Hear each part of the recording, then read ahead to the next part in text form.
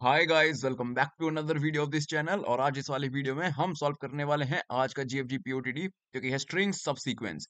वैसे तो यहाँ पे मीडियम लिखा है, लेकिन आपको इससे डरने की जरूरत नहीं है क्योंकि इस वाली वीडियो में मैं आपको पूरा क्वेश्चन, अप्रोच और कोड सब कुछ इतने अच्छे से समझा दूंगा कि इस एक वीडियो से ही आपको ये पूरा क्वेश्चन समझ में आ जाएगा। बस आप चैनल को सब्सक्राइब कर देना और अब बिना कुछ टाइम वेस्ट करे आओ पढ़ते हैं क्वेश्चन क्या कहता है। तो यार क्वेश्चन तो बहुत सिंपल है, सिर्फ एक ही लाइन का क्वेश्चन है। हमें दो स्ट्रिंग दे रखी हैं S1 और S2। Count the number of subsequences of string S1 equal to string S2। देखो, एक स्ट्रिंग है S1, एक स्ट्रिंग है S2। हमें S1 में से सबसीक्वेंसेस निकालने हैं जो S2 के बराबर हो। यानी कि हमें जस्ट ये देखना है, इस एग्जाम्पल की अगर हम बात करें कि S1 में कहाँ कहाँ GKS बन रहा है। तो देखो, सबसे पहले तो और सीक्वेंस वाइज ही होना चाहिए, ऐसा नहीं कि मैं G यहाँ से उठा लूं और KS यहाँ से उठा लूं। नहीं, GKS एक बार तो यहाँ पे हो गया, ठीक है। फिर देखो, ये वाला G और ये वाला K, S नहीं, सिर्फ K और S, दो हो गए। फिर देखो, ये वाला G और ये वाला K और S, तीन हो गए। और फिर ये देखो, ये वाला G और ये वाला KS, चार। यानी कि इस तरह से S1 में चार जगह GKS बन सकता है। तो इसलिए आउटपुट में आ गया चार। दैट्स इट, सिर्फ इतना ही क्वेश्चन था। एक्सप्लेनेशन भी देख लो। We can pick characters from S1 as a subsequences from indexes 0 3 4। तो 0 पे तो G है और 3 4 पे KS है, तो एक तो ये बन गया। और फिर 0 3 12, 0 पे G है और 3 पे क्या है, K है, और 12 पे क्या है, S है। जैसे कि ये G, ये वाला K और ये वाला S, तो दूसरा ये बन गया। फिर 0 11 12, यानी कि पहला G और आखिरी वाला K और S। और फिर 8 11 12, यानी कि ये वाला G और ये वाला K और S। तो इस तरीके से चार जगह यहाँ पे G के S बन रहा है, इसलिए आउटपुट आ गया चार। हमें मैक्सिमम निकालना है कि मैक्सिमम कितने बन सकते हैं। ठीक है, इतना सा ही क्वेश्चन था और एग्जाम्पल से आपको अच्छे समझ में आ भी गया होगा। और मेरे ख्याल से दूसरे एग्जाम्पल की जरूरत है नहीं, लेकिन चलो फिर भी देख लेते हैं। ये देखो, इसमें है problem of the day, S1 और S2 है गीक। तो इस पूरी S1 में से कहीं से भी गीक बन ही नहीं सकता, इसलिए आंसर आ गया zero. No subsequence of string S1 is equal to string S2। तो क्वेश्चन तो यार इतना ही सिंपल था। इसकी अप्रोच इससे भी ज्यादा सिंपल है। तो आओ उसको हम समझते हैं ब्लैक बोर्ड पे। तो हम यहाँ पे आ गए हैं ब्लैक बोर्ड पे, वही एग्जाम्पल के साथ जो जीएफजी का एग्जाम्पल नंबर 1 था। अब मैं आपको बताता हूँ कि इस क्वेश्चन को हमें सॉल्व कैसे करना है। हम यूज करने वाले हैं डायनेमिक प्रोग्रामिंग का इस क्वेश्चन को सॉल्व करने के लिए। तो उससे आपको डरने की जरूरत नहीं है। मैं आपको पहले रिकर्सिव अप्रोच अच्छे से समझाता हूँ। अब आप मेरी बात ध्यान से सुनो। S1 से हमें ऐसे सब सीक्वेंसेस निकालने हैं जो S2 के बराबर हो। यानी कि G के S हमें कुल मिला के S1 में फाइंड करना है। ठीक है, अब आप ध्यान से सोचो एक बात कि मान लो S2 तो अभी GKS है, लेकिन सपोज S2 होता ब्लैंक, कुछ भी ना होता, उसमें एक एम्प्टी स्ट्रिंग होती अगर S2, तो कितने तरीके हो सकते थे S1 से S2 को बनाने के लिए। सिर्फ एक तरीका, कैसे? ये S1 के जितने भी कैरेक्टर्स हैं किसी को भी इंक्लूड मत करो, और एक तरीका बस यही है, अगर S2 ब्लैंक हो जाए तो S1 से S2 को बनाने के लिए कोई भी कैरेक्टर इंक्लूड मत करो, बस बन गया S2। यानी कि बेस केस हमारा एक ये हो गया कि अगर S2 जो है वो जीरो हो जाए, यानी कि S2 अगर ब्लैंक हो मान लो, तो आंसर में क्या आएगा, वन, रिटर्न वन। क्योंकि अगर S2 में कोई कैरेक्टर है ही नहीं, तो हम S1 में से क्या करेंगे, सारे कैरेक्टर, कोई भी कैरेक्टर चूज नहीं करेंगे और S2 बना लेंगे। सिर्फ ये एक ही तरीका बन सकता है। तो एक हमारा बेस केस हो गया ये। ठीक है, अब इसी तरह से एक बात और सोचो। मान लो अभी तो S1 इतना लंबा है, मान लो S1 की कभी वैल्यू होए, मान लो S2 की वैल्यू यहाँ पे जी के एस है ना, तो मान लो S1 की वैल्यू हो जाए जी के, या फिर ए बी, या फिर सी डी, या फिर एक्स, मेरा मतलब है कि S1 की मान लो वैल्यू कुछ भी हो जाए, लेकिन वो S2 की लेंथ से कम हो। तो क्या कुछ भी हम करके S1 में से S2 बना सकते हैं? कभी नहीं बना सकते। S2 3 कैरेक्टर का है, S1 में 3 कैरेक्टर है ही नहीं, उससे कम कैरेक्टर है। तो क्या कुछ भी करके हम S2 को बना सकते हैं S1 में से? कभी भी नहीं बना सकते ना। तो हमारा दूसरा बेस केस क्या हो गया कि अगर किसी भी केस में S1 की लेंथ छोटी हो जाए S2 से, तो हम कुछ भी कर लें, S2 नहीं बना सकते। कोई भी S1 का सबसीक्वेंस S2 के बराबर नहीं होगा, तो उस केस में हम रिटर्न कर देंगे 0।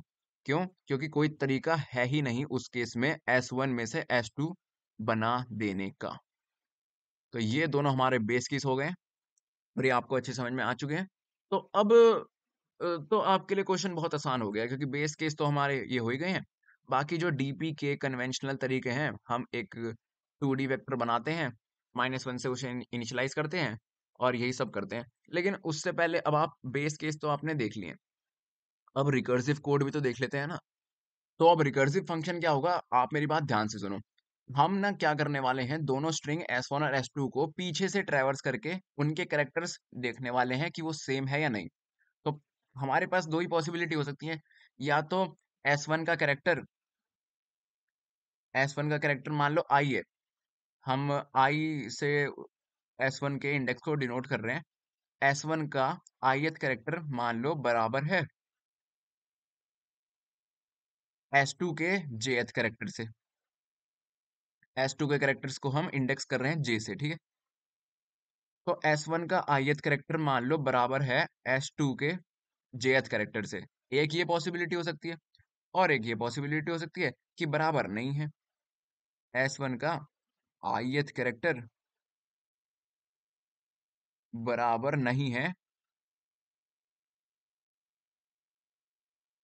S2 के jth कैरेक्टर से। सिर्फ यही दोनों तो पॉसिबिलिटी हो सकती है, या तो सेम है या सेम नहीं है। तो अब इन दोनों पॉसिबिलिटीज में देखो, अगर बराबर हैं तो हमारे पास क्या ऑप्शन है कि हम जो S1 वाला और S2 वाला दोनों बराबर कैरेक्टर हैं, उन दोनों को हटा दें।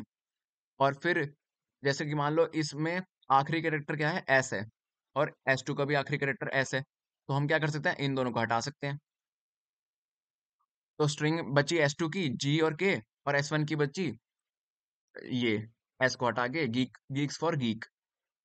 लेकिन ये तो एक पॉसिबिलिटी हो गई, और एक और पॉसिबिलिटी हो सकती है कि हम सिर्फ S1 का आखिरी कैरेक्टर हटाएं, S2 का आखिरी कैरेक्टर ना हटाएं, ताकि हमारे पास जो S2 वाली स्ट्रिंग है ना, वो ऐसी की ऐसी बनी रहे, और हम मैक्सिमम टाइम देख सकें कि वो कहाँ कहाँ आ रही है। क्योंकि देखो, अगर हम S हटा देंगे, अगली बार K और K बराबर आएगा, K हटा देंगे, फिर आगे चल के ये G और ये G बराबर आएगा, तो हम ये G भी हटा देंगे। तो S2 की स्ट्रिंग तो जब तक S1 की स्ट्रिंग यहाँ तक ट्रेवर्स हुई थी, यहाँ तक, तब तक ये सब ट्रेवर्स हुआ था ना, तब तक S2 की स्ट्रिंग खत्म हो गई। लेकिन जी के एस तो आगे भी बन रहा है ना, यहाँ पे जी के एस, तो हम ये वाली पॉसिबिलिटी मिस कर जाएंगे।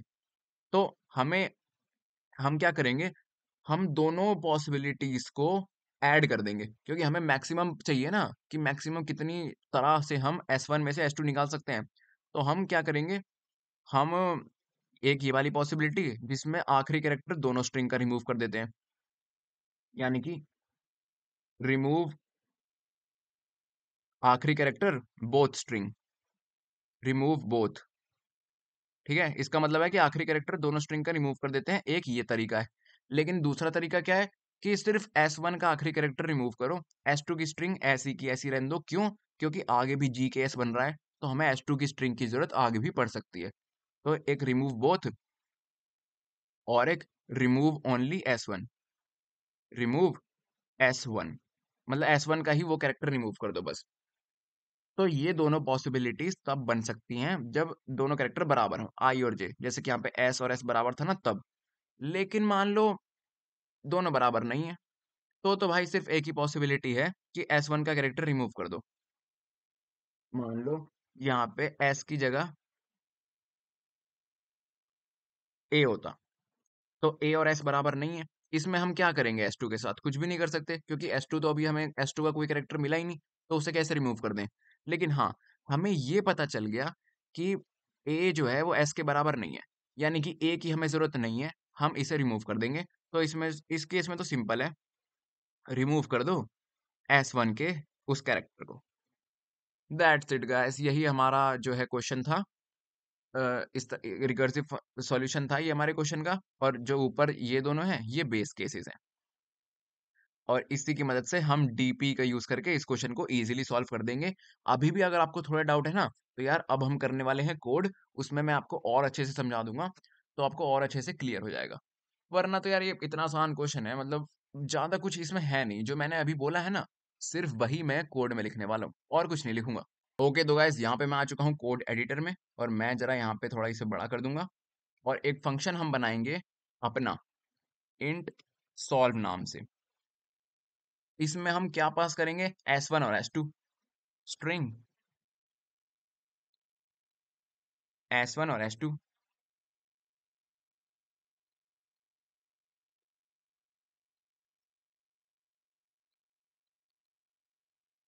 दोनों स्ट्रिंग हमने पास कर दी। और क्या पास करेंगे, इंट आई और इंट जे, इंट आई इंट जे। ये इंट आई और इंट जे क्या है, ये वो पॉइंटर्स हैं, या फिर कह सकते हैं वेरिएबल्स हैं, जो इंडेक्स डिनोट करेंगे। इंट आई करेगा S1 का, और जे करेगा S2 का इंडेक्स डिनोट, ठीक है। और फिर अपना DP array, vector of vectors, int type का, और नाम रख देंगे डीपी। That's it. इस फंक्शन में हम क्या करने वाले हैं, जो मैंने आपको बताया ना वही करेंगे। पहले हम कर लिख देते हैं बेस केस।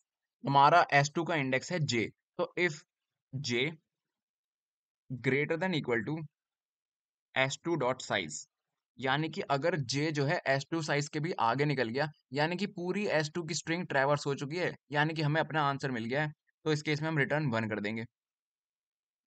रिटर्न 1। मान लो S2 की S2 थी ABC, ये था मान लो S2। तो अगर इससे भी आगे अगर J की वैल्यू पहुंच गई है, J के इंडेक्स की वैल्यू मान लो 0 1 2, अगर J की वैल्यू होगी 3, या फिर J की वैल्यू होगी 2, एंड इंडेक्स पे भी अगर पहुंच गई है, तो यानी कि तीनों हमें S2 के जो कैरेक्टर्स हैं वो हमें मिल गए हैं S1 में, तो फिर एक आंसर हमें मिल गया है, इसलिए रिटर्न 1 कर देते हैं हम। और फिर दूसरा क्या था, कि मान लो ऐसा नहीं हुआ, अगर ऐसा नहीं हुआ है, अभी S2 पूरी कंप्यूट नहीं हुई है, लेकिन आई वाला इंडेक्स, S1 का इंडेक्स ग्रेटर देन इक्वल हो गया है S1 डॉट साइज से, तो भाई S1 यानी कि S2 से छोटी है, और अगर S1 S2 से छोटी है, तो किसी भी केस में हम S1 से S2 नहीं बना सकते, ये मैंने आपको बताया था। तो इस केस में हम कर देंगे रिटर्न 0, ठीक है। और अब जो हमारा डीपी एरे है, वो हम ना इस वाले वेक्टर में, मतलब इस वाले हमारे फंक्शन में इनिशियलाइज कर देंगे, और उसमें हम सारी वैल्यूज -1 से इनिशियलाइज कर देंगे, ठीक है। डीपी में हम ऐसा ही करते हैं। तो अगर किसी भी डीपी के इंडेक्स की, DP for I J,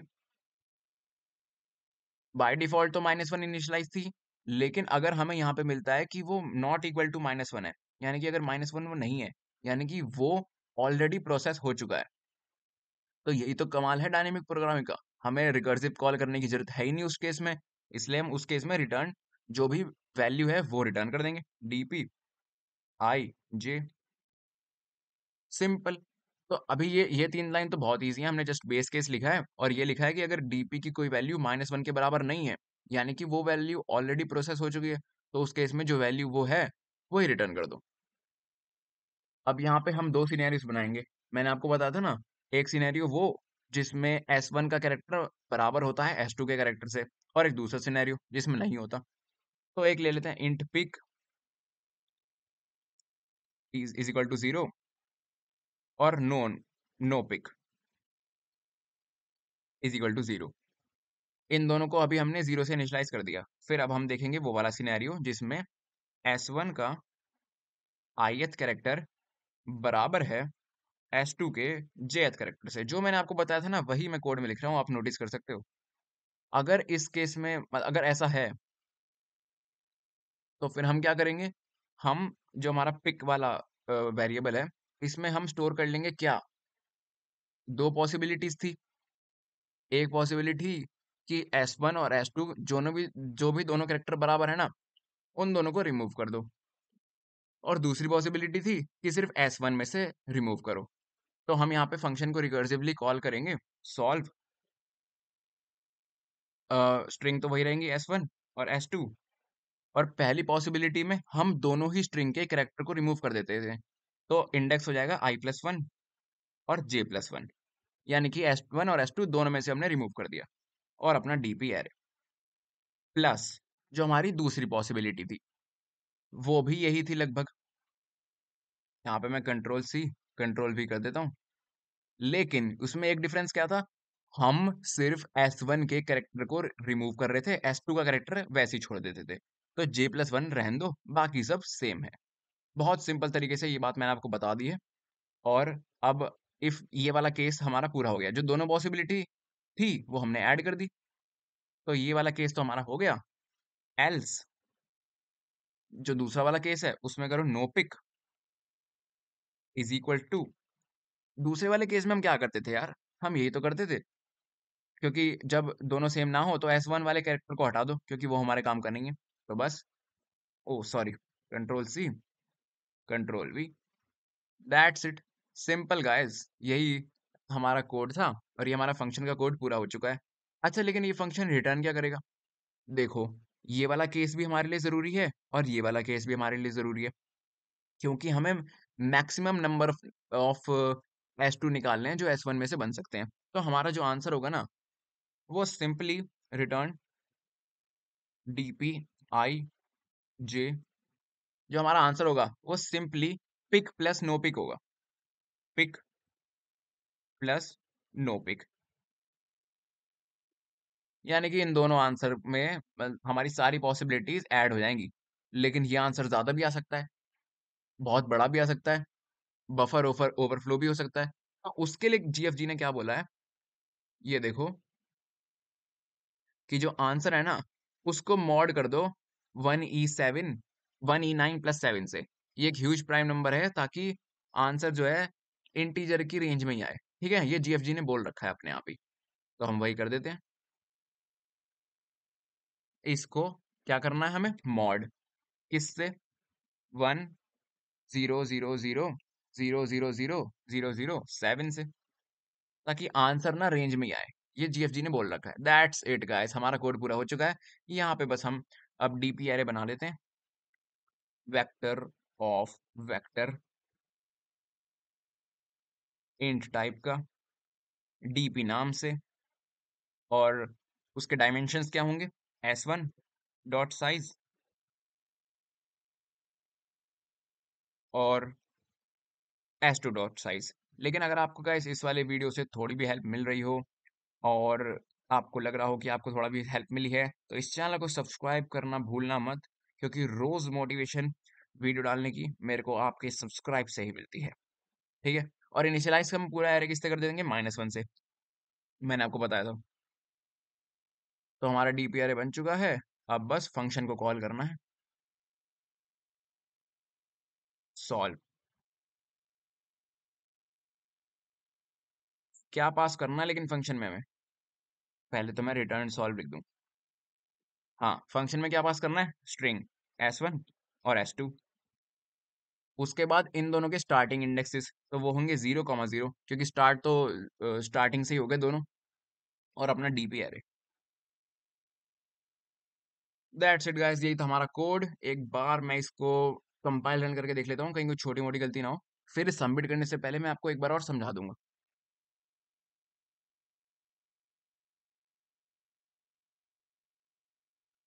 okay, तो यहाँ पे कहीं मैंने वेक्टर की स्पेलिंग गलत लिख दी है, तो यहाँ पे लिखिए, यहाँ पे